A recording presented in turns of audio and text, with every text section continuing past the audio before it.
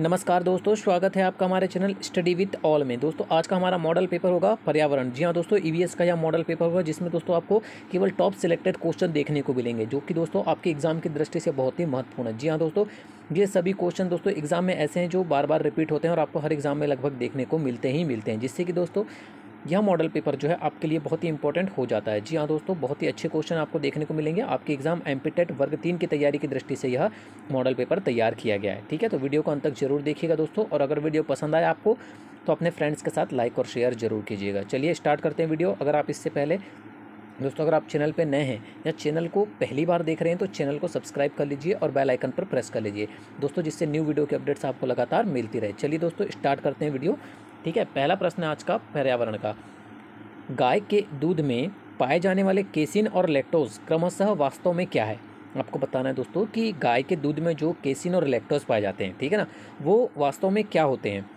क्रमशः प्रोटीन और carbohydrate, carbohydrate और वसा, कार्बोहाइड्रेट और प्रोटीन, या प्रोटीन और वसा। तो दोस्तों गाय के दूध में जो केसिन और लैक्टोज पाए जाते हैं दोस्तों, वो वास्तव में दोस्तों प्रोटीन और कार्बोहाइड्रेट होते हैं। ठीक है, क्या होते हैं? प्रोटीन और कार्बोहाइड्रेट होते हैं केसिन और लैक्टोज। याद रखिएगा दोस्तों, बहुत ही इंपॉर्टेंट क्वेश्चन है। ठीक है ना, एग्जाम में पूछा जा चुका है ये क्वेश्चन, इसलिए हमने मॉडल पेपर में शामिल किया है। ठीक है ना। सेकंड नंबर क्वेश्चन है, बायोसिनोसिस अध्ययन है। आपको बताना है दोस्तों, बायोसिनेसिस के अध्ययन के अंतर्गत किसका अध्ययन किया जाता है? पर्यावरण का, जीवितों का, जीवित और अजीवित की पारस्परिक क्रियाओं का, या उपयुक्त में से कोई नहीं का। ठीक है, आपको बताना है दोस्तों कि बायोसिनोसिस के अंतर्गत किसका अध्ययन किया जाता है। तो याद रखिएगा दोस्तों, इसके अंतर्गत जीवित और अजीवित की पारस्परिक, ठीक है ना, जीवित और अजीवितों की पारस्परिक क्रियाओं का अध्ययन किया जाता है बायोसिनोसिस के अंतर्गत। ठीक है ना, बहुत ही अच्छा क्वेश्चन दोस्तों, याद रखिएगा। ऑप्शन नंबर सी आपका आंसर हो जाएगा। ठीक है ना। पुराने तेल चित्रों के रंगों को फिर से उभारने में काम आता है। मोस्ट टाइम के क्वेश्चन है दोस्तों। ठीक है, आपको बताना है कि पुराने तेल चित्रों के रंगों को फिर से उभारने के लिए किसका यूज़ किया जाता है या किसका उपयोग किया जाता है? सल्फ्यूरिक अम्ल का, हाइड्रोजन पेरोक्साइड का, पोटेशियम नाइट्रेट का, या क्लोरोप्रिन का। याद रखिएगा दोस्तों, पुराने तेल चित्रों के रंगों को फिर से उभारने के लिए जिसका प्रयोग किया जाता है या जो काम में आता है दोस्तों, वो है हाइड्रोजन पेरोक्साइड। ठीक है, किसका प्रयोग किया जाता है दोस्तों? हाइड्रोजन पेरोक्साइड का प्रयोग किया जाता है पुराने तेल चित्रों के रंगों को फिर से उभारने के लिए। ठीक है ना। द्रव का आणविक भार बढ़ने से उसकी श्यानता। आपको बताना है दोस्तों कि अगर द्रव का आणविक भार, मॉलिक्यूलर वेट अगर उसका बढ़ता है तो जो उसकी श्यानता है उस पर क्या प्रभाव पड़ेगा? उसकी श्यानता घटेगी, उसकी श्यानता बढ़ेगी, कोई प्रभाव नहीं होगा, या उपयुक्त में से कोई नहीं। तो दोस्तों अगर द्रव का आणविक भार अगर बढ़ता है दोस्तों, तो जो उसकी श्यानता है ना वो भी बढ़ेगी। ठीक है, अगर उसका आणविक भार बढ़ रहा है तो जो उसकी श्यानता है वो भी बढ़ेगी। तो ऑप्शन नंबर बी आपका आंसर हो जाएगा, बढ़ेगी। ठीक है। ध्वनि की प्रबलता की इकाई है डेसिबल, शोर, अनुनाद, या तारत्व। सभी को पता है दोस्तों, ये भी क्वेश्चन बार बार एग्जाम में रिपीट हुआ है। ठीक है, ध्वनि की प्रबलता की जो इकाई है दोस्तों वो होती है डेसिबल। ठीक है, क्या होती है? डेसिबल होती है ध्वनि की प्रबलता की इकाई। ठीक है, तो ऑप्शन नंबर ए याद रखिएगा, आपका आंसर हो जाएगा डेसिबल। ठीक है ना। वे मृदाएं जिनमें विभिन्न पोषक विलयकों की इष्टतम सांद्रता पाई जाती है उसे कहते हैं कुपोषी, दोमट, सुपोषी, या लैटेराइट। दोस्तों ऐसी मृदा जिसमें विभिन्न पोषक विलयकों की इष्टतम सांद्रता पाई जाती है वो होती है दोस्तों आपकी सुपोषी मृदा। कौन सी मृदा होती है दोस्तों? वो सुपोषी मृदा होती है। ठीक है ना, तो याद रखिएगा ऑप्शन नंबर सी आपका आंसर हो जाएगा, सुपोषी। ठीक है, आगे बढ़ते हैं क्वेश्चन नंबर 7 की ओर। ठीक है, मानव शरीर की निम्नलिखित क्रियाओं में कौन सी यकृत में नहीं होती है? आपको बताना दोस्तों कि मानव शरीर के यकृत में कौन सी क्रिया नहीं होती है निम्नलिखित में से। ठीक है, भोजन पचाने में सहायता करना, पचे हुए भोजन से प्राप्त तत्वों को रक्त में मिलाना, शरीर में उत्पन्न विषाक्त पदार्थों के उत्पाद को नष्ट करना, या रक्तचाप का नियंत्रण करना। तो दोस्तों यकृत का जो कार्य नहीं होता या मानव शरीर की जो क्रियाओं में जो यकृत में संपन्न नहीं होती है वो क्रिया है दोस्तों रक्तचाप का नियंत्रण करना, जो है वो यकृत में नहीं होता है। ठीक है, यह क्रिया जो है वो यकृत में संपन्न नहीं होती है। बाकी भोजन पचाने में सहायता करना, पचे हुए भोजन से प्राप्त तत्वों को रक्त में मिलाना, और शरीर में उत्पन्न विषाक्त पदार्थ के उत्पाद को नष्ट करना, ये तीनों ही क्रियाएं आपके लीवर में होती है। ठीक है, तो ऑप्शन नंबर डी आपका आंसर हो जाएगा, रक्तचाप का नियंत्रण करना, यकृत में क्रिया यह नहीं होती है। ठीक है, बहुत ही अच्छा क्वेश्चन था दोस्तों। 8वें नंबर क्वेश्चन पे देखते हैं, ऑटोमोबाइल्स के हाइड्रोलिक ब्रेक के कार्य करने का सिद्धांत क्या है? मोस्ट टाइम पे क्वेश्चन है दोस्तों ये। आपने अगर एग्जाम दिया है इससे पहले तो आपको पता होगा, ये क्वेश्चन एग्जाम में रिपीट होता है बार बार, ठीक है। ऑटोमोबाइल्स के हाइड्रोलिक ब्रेक जो होते हैं वो किस के सिद्धांत पर या किस सिद्धांत पर कार्य करते हैं? आर्किमिडीज के सिद्धांत पर, बर्नौली के सिद्धांत पर, पास्कल के नियम पर, या न्यूटन के गति के नियम पर? तो दोस्तों इस क्वेश्चन को रट के जाइएगा। ऑटोमोबाइल्स के जो हाइड्रोलिक ब्रेक है ना, वो दोस्तों कार्य करते हैं पास्कल के नियम पर, ठीक है।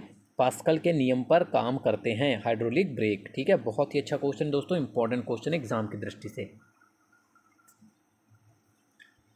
परमाणु बम बनाने की प्रक्रिया में निम्नलिखित में से किस वैज्ञानिक के नेतृत्व में सबसे पहले पहल की गई थी? Albert Einstein, Niels Bohr, Enrico Fermi, या एडवर्ड टेलर? दोस्तों जब परमाणु बम बनाने की प्रक्रिया जब चालू की जा रही थी तो जिस वैज्ञानिक के नेतृत्व में सबसे पहले पहल हुई थी दोस्तों, वो हुई थी एनरिको फर्मी के नेतृत्व में, ठीक है। किस वैज्ञानिक के नेतृत्व में? याद रखिएगा, एनरिको फर्मी के नेतृत्व में ही सबसे पहले पहल की गई थी परमाणु बम बनाने की, ठीक है। तो ऑप्शन नंबर सी दोस्तों आपका आंसर हो जाएगा। दूरदृष्टि दोष, ठीक है। दूरदृष्टि जो दोष होता है दोस्तों, उससे पीड़ित व्यक्ति को कठिनाई होती है। ये भी क्वेश्चन दोस्तों एग्जाम में आपको अक्सर देखने को मिलता ही मिलता है, ठीक है। निकट दृष्टि दोष और दूरदृष्टि दोष से आपको क्वेश्चन एग्जाम में पूछे जाते हैं। तो आपको बताना है दोस्तों कि जिस व्यक्ति को दूरदृष्टि दोष होता है उसे क्या कठिनाई होती है? दूर की वस्तु स्पष्ट देखने में, पास की वस्तु स्पष्ट देखने में, दूर व पास दोनों की वस्तु को स्पष्ट देखने में, या समान दूरी पर स्थित दो परस्पर लंबवत रखी वस्तुओं को स्पष्ट देखने में। तो दोस्तों जो व्यक्ति दूरदृष्टि दोष से पीड़ित होता है ना, उसे दोस्तों पास की वस्तु देखने में कठिनाई होती है, ठीक है।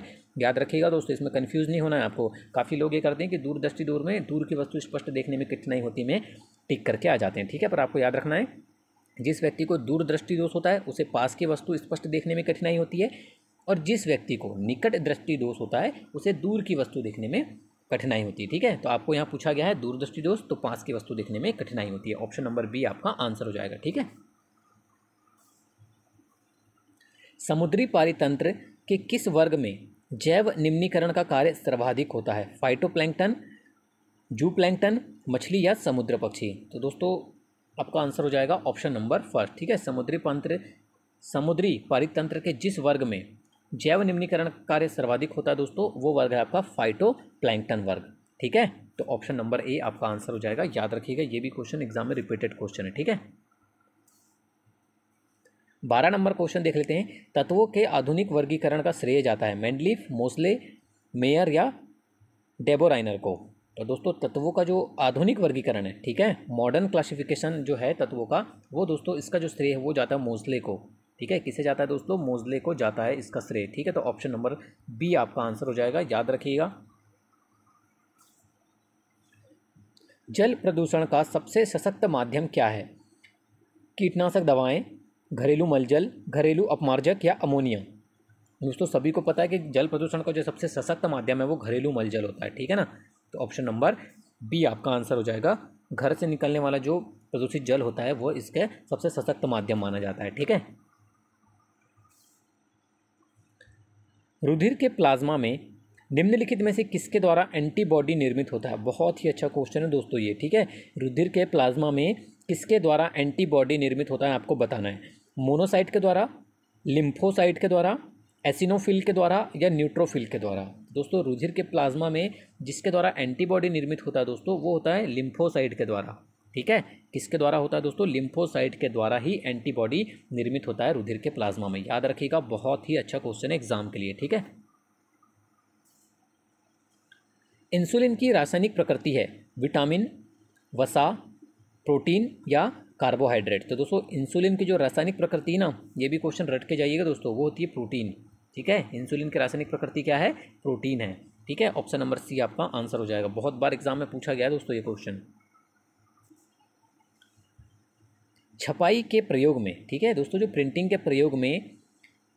प्रिंटिंग में प्रयोग की जाने वाली स्याही निम्नलिखित में से किसके अपघटन से प्राप्त होती है? आपको बताना दोस्तों कि प्रिंटिंग या छपाई के लिए जो स्याही प्रयोग में लाई जाती है वो किसके अपघटन से प्राप्त होती है? एसिटिलीन के अपघटन से, मीथेन के अपघटन से, कार्बन टेट्राक्लोराइड के अपघटन से, या बेंजीन के अपघटन से? ये भी बहुत ही अच्छा क्वेश्चन है दोस्तों। याद रखिएगा कि जो प्रिंटिंग में प्रयोग की जाती है जो स्याही ना, वो कार्बन टेट्राक्लोराइड, ठीक है, कार्बन टेट्राक्लोराइड के अपघटन से प्राप्त होती है, ठीक है। याद रखिएगा ऑप्शन नंबर सी आपका आंसर हो जाएगा, कार्बन टेट्राक्लोराइड, ठीक है।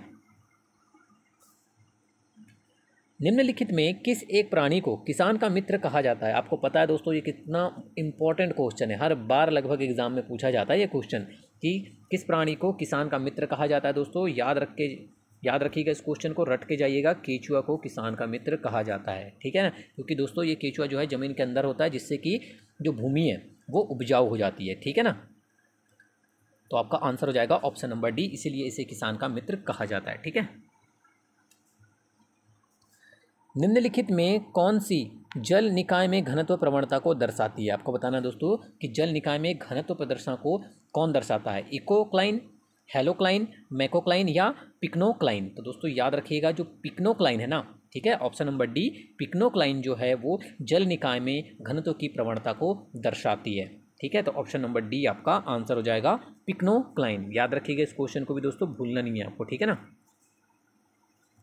फूले के अध्ययन को क्या कहते हैं? आपको बताना दोस्तों कि किसके अंतर्गत फूलों का अध्ययन किया जाता है, फेनोलॉजी, एंथोलॉजी, एग्रेस्टोलॉजी या पैलिनोलॉजी। तो दोस्तों फूलों का जो अध्ययन है ना, याद रखिएगा वो किया जाता है एंथोलॉजी के अंदर, ठीक है, एंथोलॉजी के अंतर्गत फूलों का अध्ययन किया जाता है। तो ऑप्शन नंबर बी आपका आंसर हो जाएगा दोस्तों, ठीक है ना।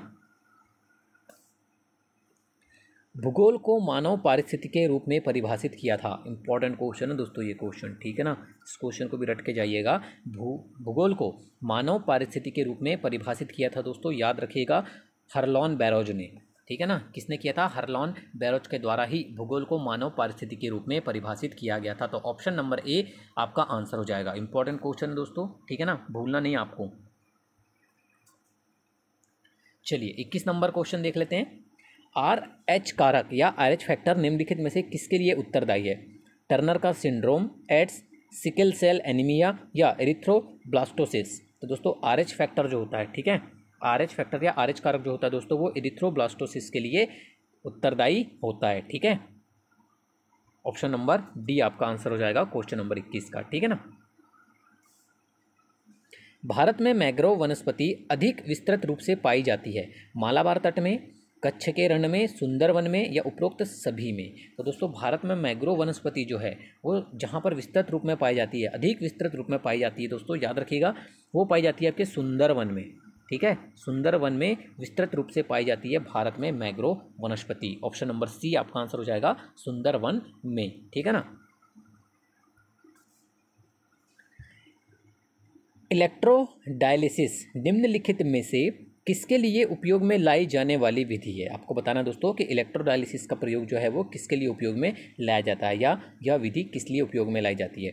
रक्त को शुद्ध करने के लिए, तरल पदार्थों के मिश्रण को पृथक करने के लिए, पानी के खारेपन को दूर करने के लिए या धातुओं पर चांदी की परत चढ़ाने के लिए। दोस्तों तो आपका आंसर हो जाएगा पानी के खारेपन को दूर करने के लिए इलेक्ट्रोडायलिसिस का प्रयोग किया जाता है या यह विधि प्रयोग में की जाती है, ठीक है। तो ऑप्शन नंबर सी आपका आंसर हो जाएगा। निम्नलिखित में से किसे अवशिष्टों के अपघटन करने के कारण उसे प्राकृतिक संरक्षक कहा जाता है? आपको बताना दोस्तों कि निम्नलिखित में से किसे अवशिष्टों के अपघटन के लिए, ठीक है, अपघटन करने के कारण उसे प्राकृतिक संरक्षक कहा जाता है। तो याद रखिएगा दोस्तों किसे कहा जाता है? सूक्ष्म समुदाय को, ठीक है, सूक्ष्म समुदाय को प्राकृतिक संरक्षक कहा जाता है अवशिष्टों के अपघटन करने के कारण, ठीक है। तो ऑप्शन नंबर डी आपका आंसर हो जाएगा। निम्नलिखित में से कौन से पौधे दूर दूर प्रसारित होंगे? बीजाणु द्वारा प्रकीर्णित पौधे, बीज द्वारा प्रकीर्णित पौधे, कायिक जनन द्वारा वितरित पौधे या फल द्वारा प्रकीर्णित पौधे। दोस्तों जो पौधे दूर दूर प्रसारित होंगे ना वो पौधे दोस्तों अपने फल के द्वारा जो प्रकीर्णित पौधे होंगे, ठीक है, वे पौधे दूर दूर प्रसारित होंगे। तो ऑप्शन नंबर डी आपका आंसर हो जाएगा फल द्वारा प्रकीर्णित पौधे, ठीक है ना, याद रखिएगा। लहरों में उपस्थित कंकड़ पत्थर आपस में टकराकर टूटते हैं, यह क्रिया है। बहुत ही अच्छा क्वेश्चन है दोस्तों कि लहरों में उपस्थित जो कंकड़ और पत्थर रहते हैं, ठीक है ना, वो आपस में टकराकर टूटते हैं, इस क्रिया को क्या कहा जाता है? सन्नी घर्षण, जलीय दाब, संघर्षण या घुलाव क्रिया। तो दोस्तों लहरों में उपस्थित कंकड़ पत्थर का आपस में टूटकर जो आपस में टूटना होता है दोस्तों, यह क्रिया कहलाती है सन्नी घर्षण, ठीक है, क्या कहलाती है? शनि घर्षण कहलाती है। ठीक है ना, बहुत ही अच्छा क्वेश्चन दोस्तों एग्जाम की दृष्टि से, इस क्वेश्चन को भी याद रखना है आपको। ठीक है ना। दर्द निवारक दवाएं कहलाती है एंटीविमन, एंटीटॉक्सिक, एनाल्जेसिक या एंटीसेप्टिक। तो दोस्तों दर्द निवारक जो दवाएं होती है ना वो दोस्तों एनाल्जेसिक कहलाती है। ठीक है, दर्द निवारक जो गोलियां होती है वो एनाल्जेसिक कहलाती है। तो ऑप्शन नंबर सी आपका आंसर हो जाएगा। ठीक है, 28 नंबर क्वेश्चन की ओर बढ़ते हैं। DDT डाइक्लोरो डाइफेनिल ट्राइक्लोरोएथेन किस सांद्रता का उच्चतर पोषण स्तरों में बढ़ता संग्रह कहलाता है? जैविक आवर्धन, जैविक मूल्यांक, जैविक विभव या उपरोक्त सभी। तो दोस्तों DDT की सांद्रता का उच्चतर पोषण स्तरों में जो बढ़ता संग्रह है दोस्तों, याद रखिएगा, बहुत ही अच्छा क्वेश्चन है, जैविक आवर्धन कहलाता है। ठीक है, क्या कहलाता है दोस्तों? जैविक आवर्धन कहलाता है। तो ऑप्शन नंबर ए आपका आंसर हो जाएगा, जैविक आवर्धन। चलिए 29 नंबर क्वेश्चन देख लेते हैं। भारत सरकार के पर्यावरण विभाग ने किस सन में जन जागृति कार्यक्रम प्रारंभ किया था? बहुत ही अच्छा क्वेश्चन है दोस्तों। भारत सरकार के पर्यावरण विभाग ने किस सन में जन जागृति कार्यक्रम को प्रारंभ किया था? याद रखिएगा, वो किया था उन्होंने सन 1982 में।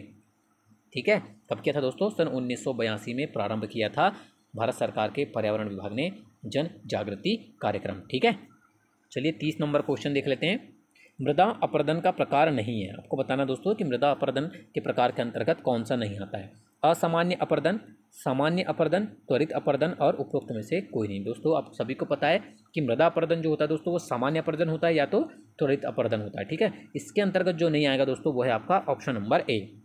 ठीक है, असामान्य अपरदन जो होता है दोस्तों मृदा अपरदन के प्रकार के अंतर्गत नहीं आता है। तो ऑप्शन नंबर ए आपका आंसर हो जाएगा। ठीक है, वीडियो को अंत तक देखने के लिए धन्यवाद दोस्तों। अगर वीडियो पसंद आई हो तो वीडियो को लाइक और शेयर जरूर कीजिएगा, और दोस्तों इसी तरह की वीडियो पाने के लिए हमारे चैनल को सब्सक्राइब जरूर कीजिएगा। धन्यवाद।